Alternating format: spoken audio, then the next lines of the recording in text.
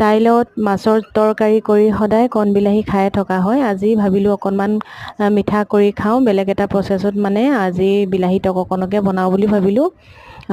এয়া টাবতে মোৰ বহুত বিলাহী হৈছে, কণ বিলাহী, আৰু বিশেষকৈ টাবত হোৱাৰ কাৰণে নে কি এনে টেঙা ভাৱটো বৰ বেছি নাই, অকণ মিঠা মিঠাই হয়।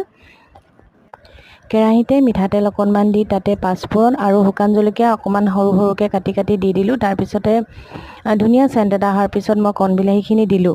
কণ বিলাহীখিনি আপোনালোকে দিওঁতে সাৱধান হ'ব, দুই এটা ফুটেও অকণমান, গেছটো কমাই ৰাখিলে তেনেকুৱা নহয়। তাৰপিছতে অকণমান গলাৰ পিছত মই এইখিনি চাহ খাবলৈ আনি থোৱা গুৰ হয়, ইয়াৰে টুকুৰা টুকুৰকৈ কাটি থৈ ৰাখিছোঁ, ইয়াৰে অকণমান দি দিলোঁ।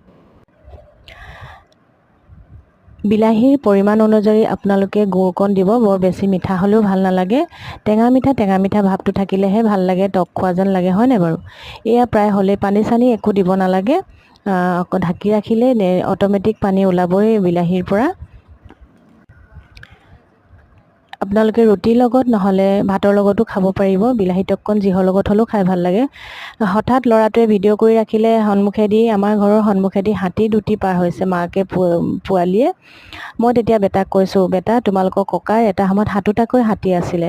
জনাসকলে নিশ্চয় জানে, কিন্তু এনেই নজনাসকলক কৈছোঁ আৰু, মানে বহাই কোৱা নাই, মই সঁচা কথাই কৈছোঁ। আপোনালোকে কমেণ্ট কৰিব, এদিন মই তাৰ বিষয়েও ক'ম আপোনালোকক বহলাই।